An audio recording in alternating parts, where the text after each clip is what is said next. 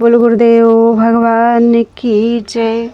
प्यारे कृष्ण कन्हैया लाल की जय। श्री राधा वल्लभ लाल की जय। श्री योग वासिष्ठ महारामायण उत्पत्ति प्रकरण चल रहा है और आज है 78वां सर्ग।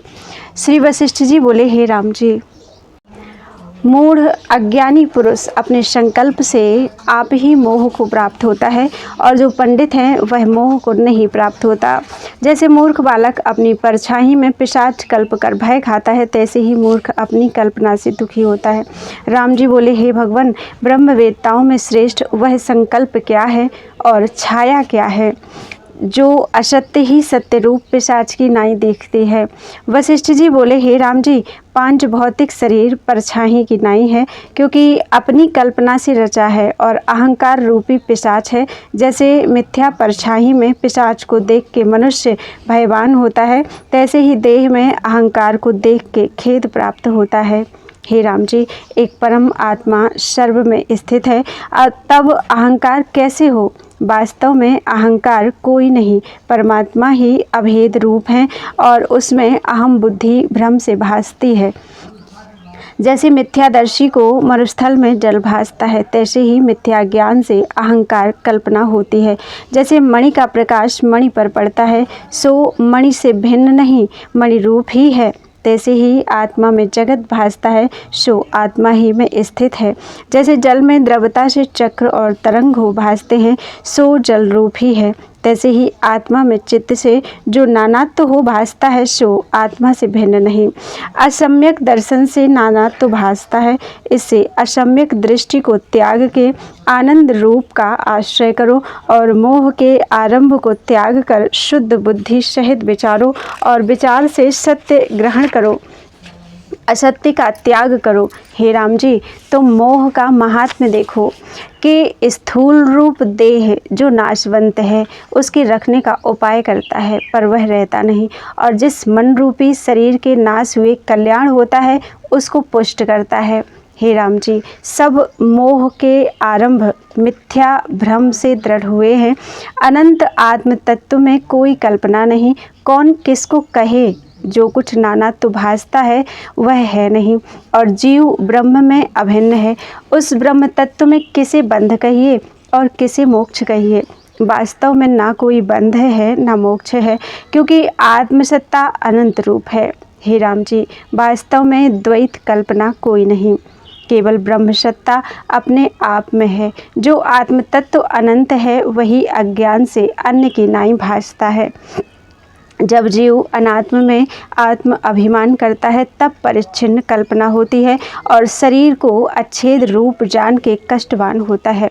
पर आत्म पद में भेद अभेद विकार कोई नहीं, क्योंकि वह तो नित्य शुद्ध बोध और अविनाशी पुरुष है।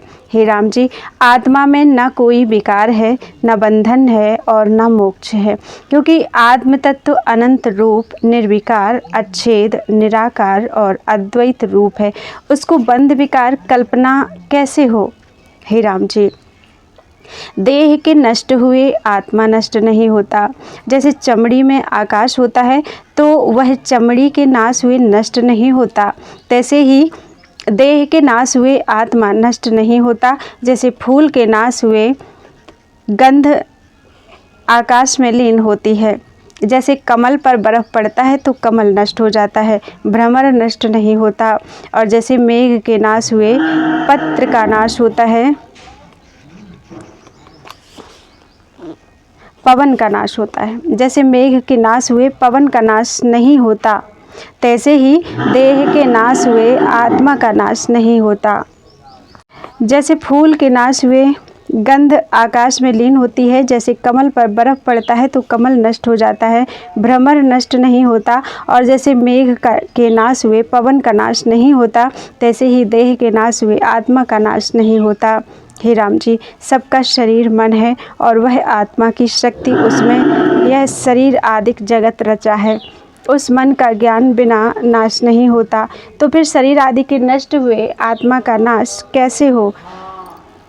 हे राम जी, सबका शरीर मन है और वह आत्मा की शक्ति उसमें यह शरीर आदिक जगत रचा है। उस मन का ज्ञान बिना नाश नहीं होता, तो फिर शरीर आदि के नष्ट हुए आत्मा का नाश कैसे हो।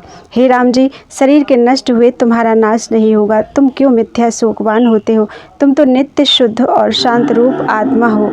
हे राम जी, जैसे मेघ के क्षीण हुए पवन क्षीण नहीं होता और कमल के सूखे से भ्रमर नष्ट नहीं होता, तैसे ही देह के नष्ट हुए आत्मा नहीं नष्ट होता। संसार में क्रीड़ा करता जो मन है उसका संसार में नाश नहीं होता। जो आत्मा का नाश, तो आत्मा का नाश कैसे हो। जैसे घट के नाश हुए घटाकाश का नाश नहीं होता। हे राम जी, जैसे जल के कुंड में सूर्य का प्रतिबिंब पड़ता है और उस कुंड के नाश हुए प्रतिबिंब का नाश नहीं होता। यदि उस जल को और ठौर ले जाएं तो प्रतिबिंब भी चलता भासता है, तैसे ही देह में जो आत्मा स्थित है शुद्ध देह के चलने से चलता भासता है। जैसे घट के फूटे से घटाकाश महाकाश में स्थित होता है, तैसे ही देह के नाश हुए आत्मा निरामय पद में स्थित होता है।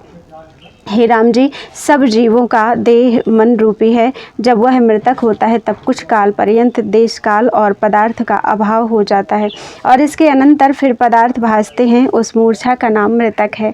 आत्मा का नाश तो नहीं होता। चित्त की मूर्छा से देश काल और पदार्थों के अभाव होने का नाम मृतक है। हे राम जी, संसार भ्रम का रचने वाला जो मन है उसका ज्ञान रूपी अग्नि से नाश होता है। आत्मसत्ता का नाश कैसे हो। हे राम जी, देश काल और वस्तु से मन का निश्चय विपर्य भाव को प्राप्त होता है। चाहे अनेक यत्न करे परंतु ज्ञान बिना नष्ट नहीं होता।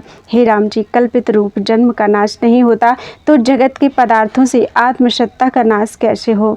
इसलिए शोक किसी का ना करना। हे महाबाहो, तुम तो नित्य शुद्ध अविनाशी पुरुष हो। यह जो संकल्प वासना से तुम्हें जन्म मरण आदि भासते हैं सो भ्रम मात्र हैं। इससे इस वासना को त्याग के तुम शुद्ध चिदाकाश में स्थित हो जाओ। जैसे गरुड़ पक्षी अंडा त्याग के आकाश को उड़ता है, तैसे ही वासना को त्याग करके तुम चिदाकाश में स्थित हो जाओ। हे राम जी, शुद्ध आत्मा में मनन फुरता है, वही मन है। वह मनन शक्ति इष्ट और अनिष्ट से बंधन का कारण है और वह मन मिथ्या भ्रांति से उदय हुआ है। जैसे स्वप्न दृष्टा भ्रांति मात्र होता है, तैसे ही जागृत सृष्टि भ्रांति मात्र है। हे राम जी, यह जगत अविद्या से बंधनमय और दुख का कारण है। उस अविद्या को तरना कठिन है। अविचार से अविद्या सिद्ध है, विचार किए से नष्ट होती है। उसी अविद्या ने जगत विस्तारा है। यह जगत बर्फ की दीवार है। जब ज्ञान रूपी अग्नि का तेज होगा तब निवृत्त हो जाएगी। हे राम जी, यह जगत आकाश रूप है। अविद्या भ्रांति दृष्टि से आकार हो भासता है और असत्य अविद्या से बड़े विस्तार को प्राप्त होता है। यह दीर्घ स्वप्न है, विचार किए से निवृत्त हो जाता है।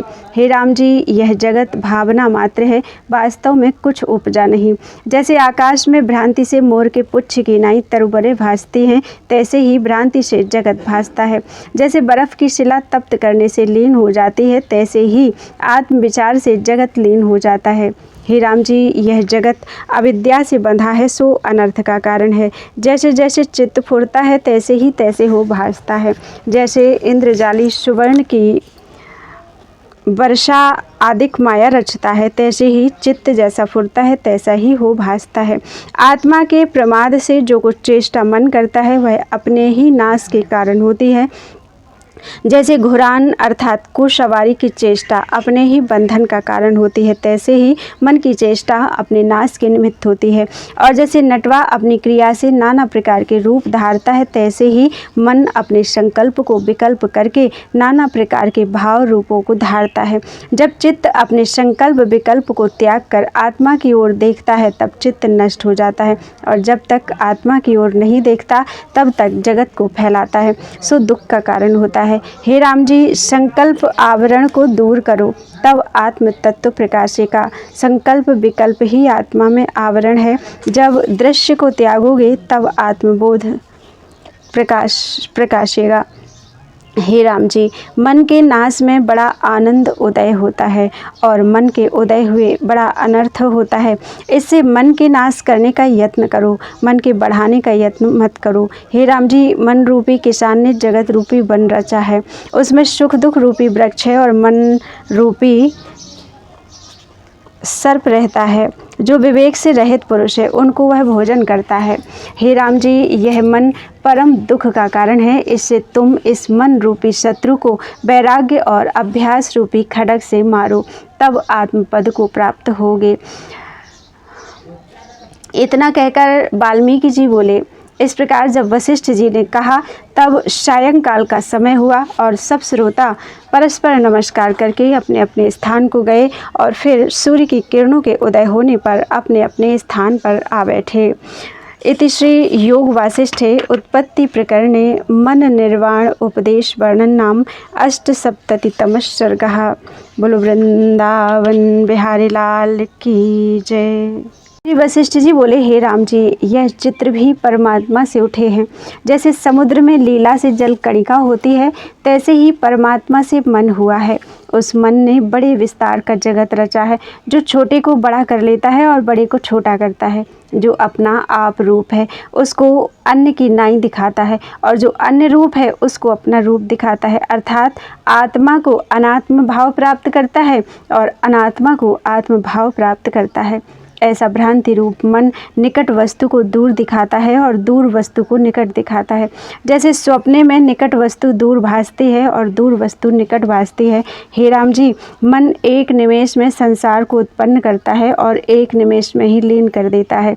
जो कुछ स्थावर जंगम रूप जगत भासता है वह सब मन से ही उपजा है, और देश काल क्रिया और द्रव्य अनेक शक्ति विपर्य रूप मन ही दिखाता है, और अपने फुरने से नाना प्रकार के भाव अभाव को प्राप्त होता है।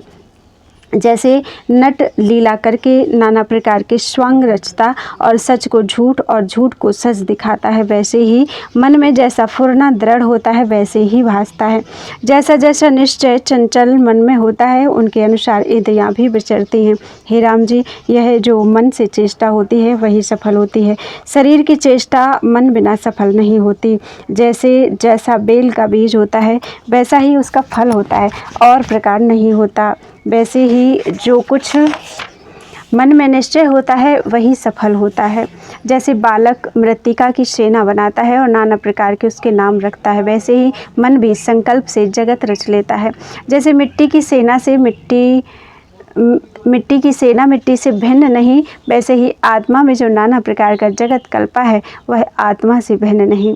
जैसे संकल्प में मन नाना प्रकार के अर्थों को कल्पता है, वैसे ही जागृत जगत भी भ्रम से कल्पा है। हे राम जी, एक गोपद में मन अनेक योजन रच लेता है और कल्प का क्षण और क्षण का कल्प रच लेता है।